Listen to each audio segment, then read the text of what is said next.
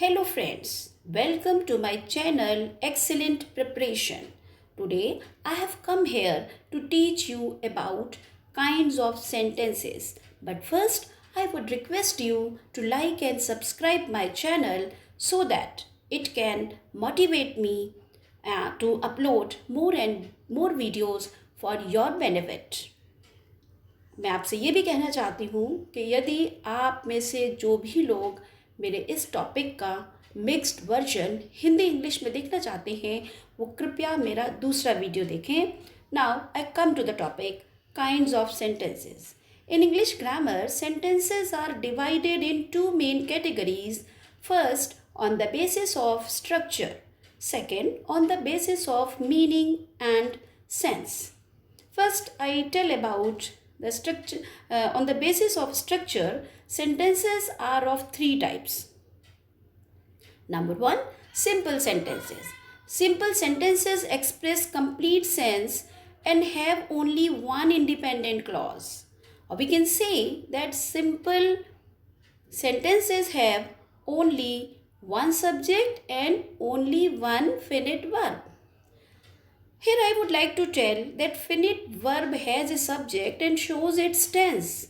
For example, mother cooks food. Here, cooks is finite verb and its subject is mother. In sentence C, is finite verb and Richa is its subject. Both these sentences are in present tense. Sentence B, which is in past tense, here escaped is finite verb and robbers are its subject. In these sentences, we must note down that finite verb has one subject and this finite verb shows the tense in each sentence, as in sentence A and C, where it is in present tense, while in sentence B it shows past tense. Now I come to second category based on structure, that is compound sentences. Compound sentences have two or more independent clauses. These independent clauses are also known as main clause or principal clause or coordinate clause. These sentences are joined by a coordinating conjunction or semicolon. Each clause forms separate sentence or independent sentence having complete sense. Coordinating conjunctions are but, and, or, nor, so, yet, and for. Here I take some examples. Ram wore white shirt, but Shyam wore black shirt. Here you can see that if we remove but from this sentence, Ram wore white shirt is a separate sentence, means it is independent clause. Similarly, Shyam wore black shirt. It is also an independent sentence and has complete sense. But these two sentences, when combined by but, it becomes compound sentences. Similarly, in the second sentence, she likes coffee, but I like tea. If but is removed, she likes coffee and I like tea both are independent clauses and have complete sense. Independent sentences these are. In sentence C, the moon was bright and we could see our way. Here are also two separate sentences are the moon was bright, we could see our way. These have been combined with a coordinating conjunction, say and. Now I come to third category, third type of sentences based on structure is complex sentences. Complex sentences has one independent clause plus two or more subordinate or dependent clauses.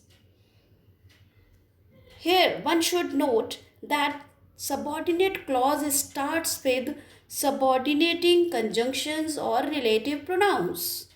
Such subordinate clause has subject and verb but does not show complete sense. When this is combined with main clause or independent clause, its sense become Clear? Now, I would like to say that some subordinating conjunctions are though, although, till, until, while, as, because, when, whether, while, how, before, after, if, once, since, that, then. And some relative pronouns are who, whom, whose, that, which. One should note down this. And now I would take some examples to express it. She denied that she had written a letter. If it rains, we shall not go to watch movie. Do you know the girl who is playing with Ria? In these sentences, we would see that the underlined portion shows subordinate clause, while the other portion shows independent clause.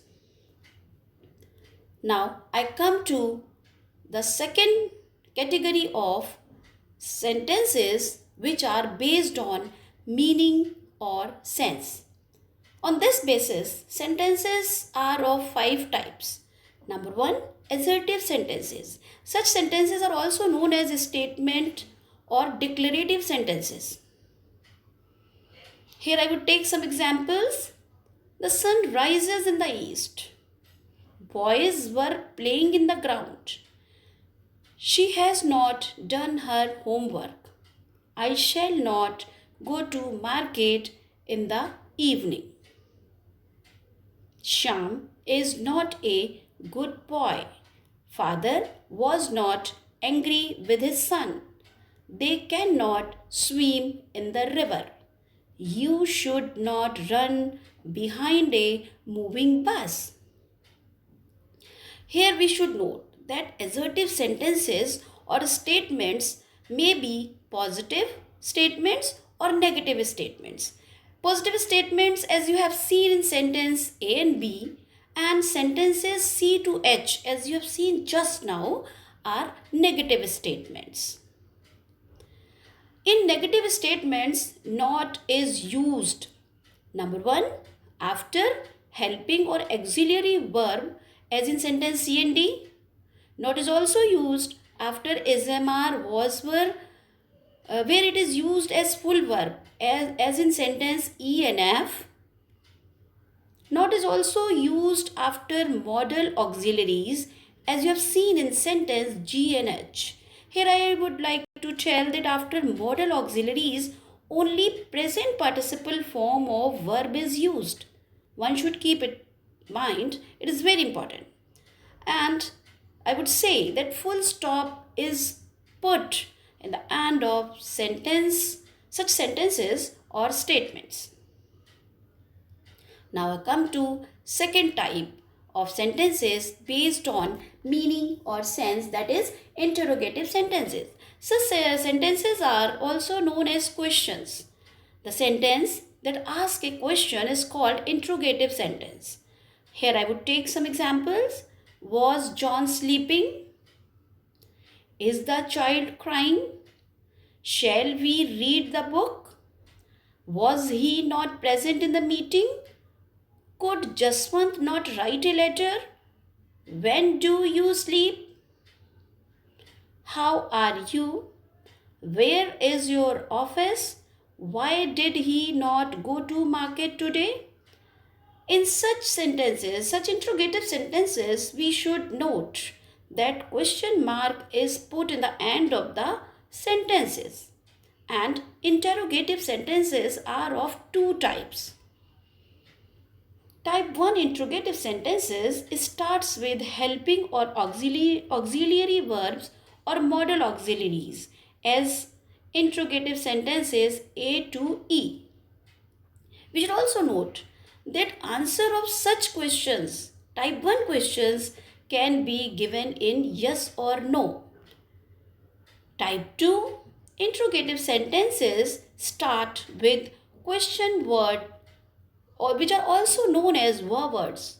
Example, where, which, whom, who, whose. As interrogative sentences F to I, you can see.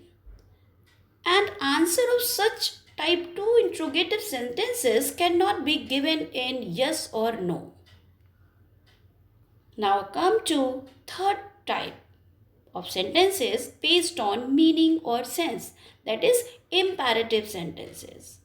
Imperative sentences express order or command, request, advice, suggestion, or prohibition. Now take some examples. Shut the door. It shows request. Keep quiet. It is an order. Give up smoking. It is an advice. Stand up. It shows command. Don't tell a lie. This is an instruction. Please give me a glass of water. It is request. Let me go home. It is also a request. Let us go to the shopping mall. It is a suggestion. In such sentences, in such imperative sentences, we should note that subject is hidden, which is always you.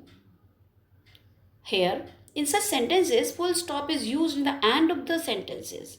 One most important thing that we should note regarding imperative sentences is that bare form of verb is used. For example, shut the door. Here, shut. Open the door. Here, open. Get out. Here, get. Sit down. Sit. These words are the bare form of verbs used in imperative sentences. Now I come to the next category, that is exclamatory sentences based on meaning or sense. Such sentences express strong feelings like wonder, sorrow, admiration, joy, or hate. I would take some examples. How beautiful the flower is. It shows joy. How dirty his dress is. It shows hate. What a wonderful speech it was. It shows wonder. Hurrah! We have won the match. Joy. Alas, she is no more. Sorrow. Bravo! You have done well. This is applause or admiration. What is shame?